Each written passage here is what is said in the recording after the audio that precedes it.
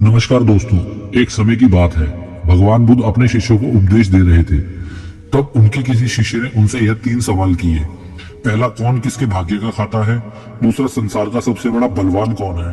तीसरा, जो अपनी बात से मुकर जाता है उसका अंत में क्या अंजाम होता है। गौतम बुद्ध कहते हैं, तुम्हारे यह तीनों ही प्रश्न बहुत ही महत्वपूर्ण हैं, क्योंकि इन तीनों प्रश्नों के उत्तर हर मनुष्य को जानना जरूरी है। इसीलिए मैं तुमको यह कहानी सुनाता हूँ। उस कहानी में तुमको तुम्हारे तीनों प्रश्नों के जवाब मिल जाएंगे। कृपया तुम मेरी कहानी को ध्यान लगाकर सुनना। एक जंगल में एक विशाल बरगद का पेड़ था। उस पेड़ पर एक बाज पक्षी रहता था। उस बरगद से थोड़ी ही दूर पर एक बिल था। उस बिल में एक सर्प रहता था। फिर एक दिन जैसे ही सर्प बिल से बाहर निकलने लगा तो उस सर्प को वह बाज पक्षी देख रहा था। जब सर्प बिल से बाहर निकलने लगा तो उसी समय बाज सर्प पर झपटा, परंतु सर्प अपने बिल के अंदर वापस चला गया। तो उसी समय बाज सर्प पर झपटा, परंतु सर्प अपने बिल से अधिक बाहर नहीं निकला था, इसलिए वह वापस बिल में चला गया। फिर थोड़ी देर बाद सर्प ने अपना मुंह बिल से बाहर निकाला और देखने लगा कि बाज पक्षी यहीं पर है या कहीं पर चला गया है।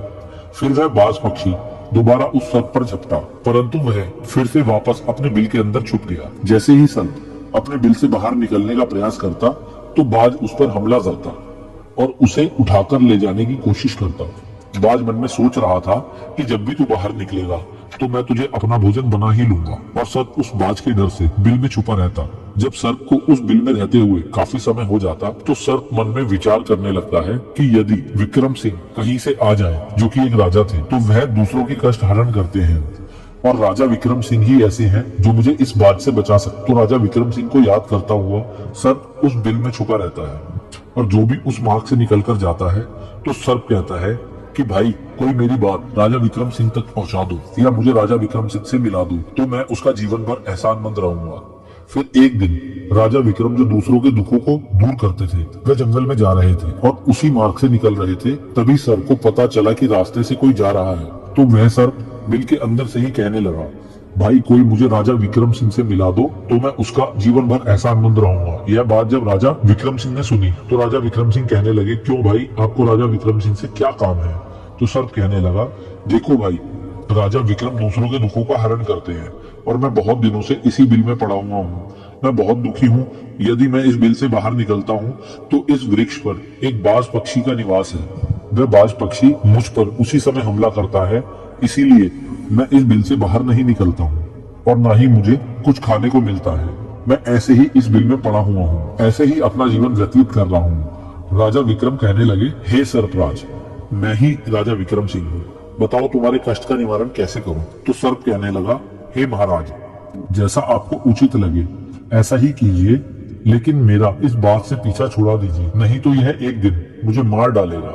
राजा विक्रम सिंह कहने लगे, हे सर्पराज, तुम कहो तो मैं तुम्हें इस वन से कहीं दूर छुड़वा दूं। सर्प कहने लगा, महाराज, जब आप मुझे दूर छुड़ाने जाओगे तो यह बाज हमें देख लेगा और ये वहीं पर जाकर फिर से बैठ जाएगा और मौका मिलते ही यह मुझे मार डालेगा। राजन, आप मुझे कुछ समय के लिए अपने पेट के अंदर बिठा लीजिए। आप अपने पेट में बैठने के लिए मुझे स्थान दें। जब इस बाज को पता नहीं चलेगा कि सर्प कहाँ गया और मैं तुम्हारे साथ इस वन से बहुत दूर चला जाऊंगा और आगे जाने के बाद मैं तुम्हारे पेट से बाहर आऊंगा। राजा विक्रम सिंह कहने लगे, ठीक है सर्पराज, आज आप मेरे पेट में प्रवेश कर जाइए। राजा विक्रम अपना मुंह खोल देते हैं और वह सर्प राजा विक्रम सिंह के पेट में प्रवेश कर जाता है और राजा विक्रम के पेट में जाकर के बैठ जाता है। जब राजा विक्रम वन में आगे गए और आगे काफी दूर पहुंचने के बाद उस सर्प से कहने लगे, हे नागराज, अब आप मेरे पेट से बाहर आ जाइए।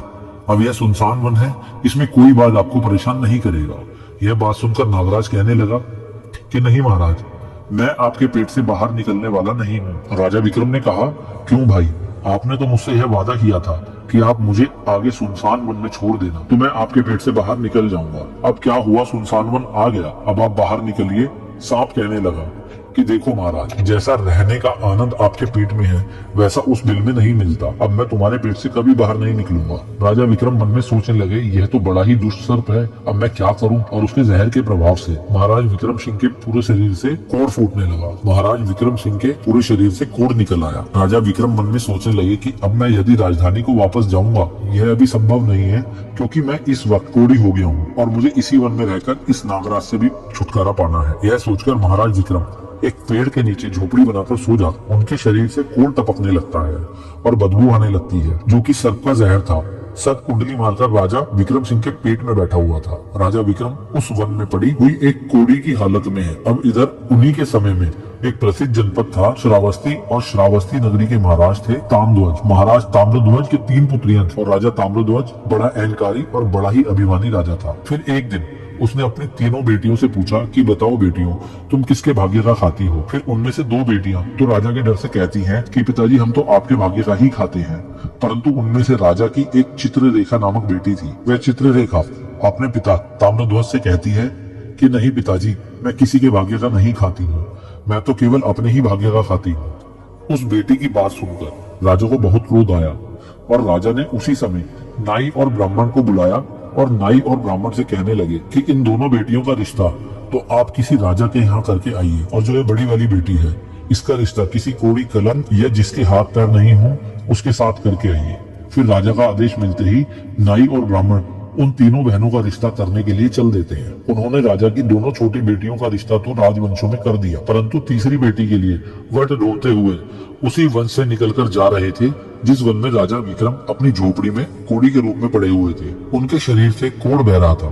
तो राजा विक्रम सिंह को देखकर नाई और ब्राह्मण आपस में कहने लगे कि इससे अच्छा तो कोई और व्यक्ति हमें मिलेगा नहीं, इसीलिए इसके साथ ही राजा की लड़की का संबंध करके चलते हैं। फिर राजा विक्रम सिंह के साथ नाई और ब्राह्मण ने राजा ताम्रध्वज की लड़की चित्ररेखा का विवाह तय कर दिया, और राजा ने भी बहुत जल्दी ही चित्रलेखा को उस वन में ले जाकर उसका विवाह संपन्न कर दिया। राजा विक्रम सिंह जैसे महान पराक्रमी राजा समय की चपेट में आ गए और एक कोड़ी का जीवन गुजार रहे थे। वह लड़की बड़ी ही पवित्र थी।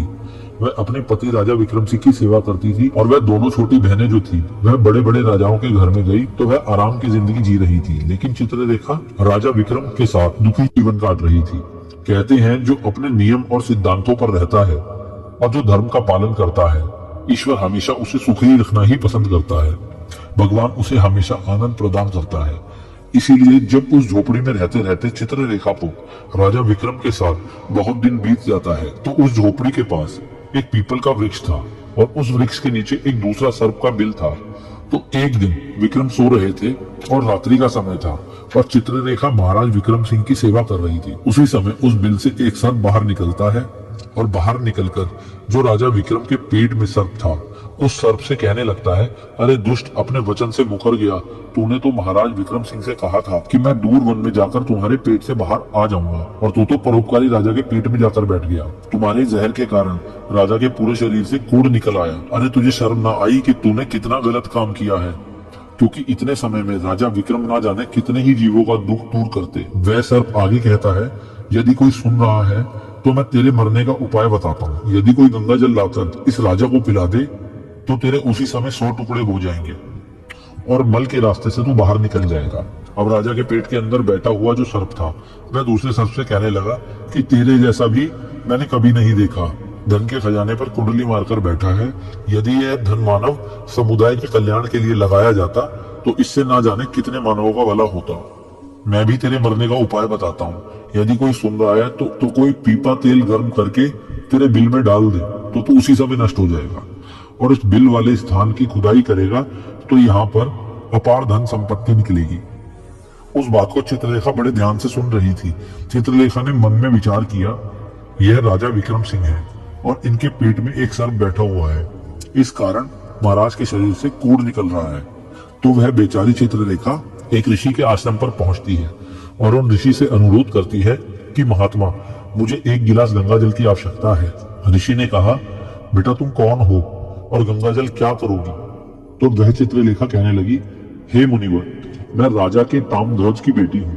चित्रलेखा नाम है और मेरे पति के लिए मुझे दवा के रूप में गंगा जल चाहिए। उस ऋषि ने उसे एक गिलास गंगा जल दे दिया। अब चित्रलेखा गंगा जल लेकर जल्दी से महाराज विक्रम सिंह के पास पहुंची और पहुंचकर महाराज विक्रम सिंह से कहने लगी कि महाराज, ये दवाई आपके कोढ़ को सही करने के लिए है, आप इसे ग्रहण कीजिए। राजा विक्रम उस गंगा जल को पी गए और जैसे ही राजा विक्रम सिंह ने गंगा जल का पान किया तो उस सर्प के उसी समय 100 टुकड़े हो गए जो पेट में था। वह सर्प नष्ट हो गया। वह धीरे धीरे राजा के शरीर से मल के रास्ते से बाहर निकलने लगा।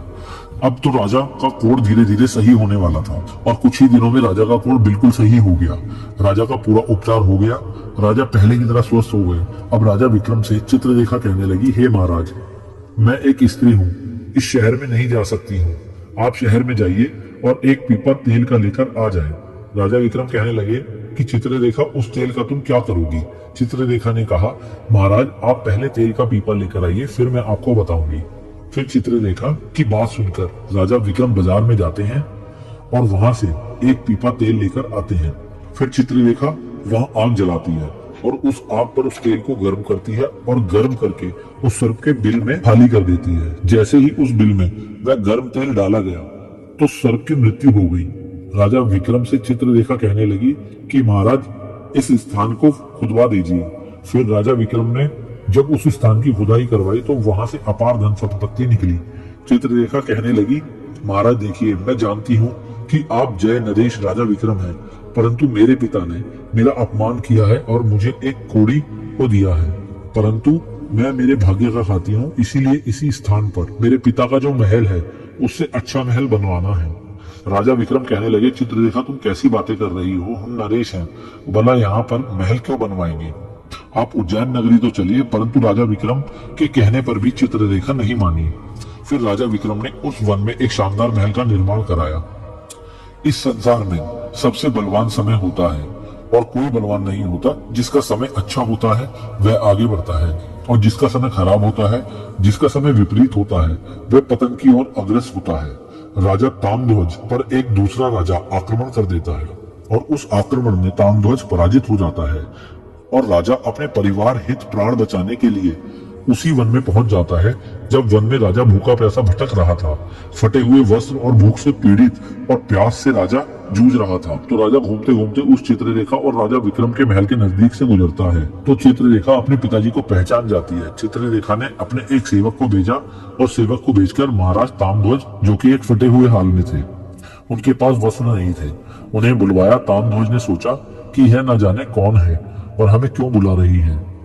जब राजा ताम्रध्वज उस लड़की के पास पहुंचे तो लड़की को पहचान लिया। चित्रलेखा ताम्रध्वज से कहने लगी कि पिताजी, मैं वही चित्रलेखा हूँ और मैं आपसे यह कहना चाहती थी कि मैं मेरे भाग्य का खाती हूँ। देखिए, मेरे ही भाग्य का खाती हूँ, आपके भाग्य का नहीं खाती हूँ। आपने मुझे एक कोड़ी को दिया था, परंतु मेरे भाग्य में तो एक सम्राट लिखा था। देखिए पिताजी, मैं उज्जैन नरेश राजा विक्रम की पत्नी हूँ। राजा ताम्रध्वज मन में विचार करता है और अपनी उस लड़की से अपने अपराध के लिए क्षमा मांगता है। इस संसार में सबसे बड़ा बलवान समय है और हर कोई व्यक्ति किसी दूसरे के भाग्य का नहीं खाता। हर कोई यह सोचता है कि यह मेरे भाग्य का खा रहा है। नहीं, कोई किसी के भाग्य का नहीं खाता है। जो कोई खाता है वह अपने भाग्य का ही खाता है। हर दाने दाने पर खाने वाले का नाम होता है।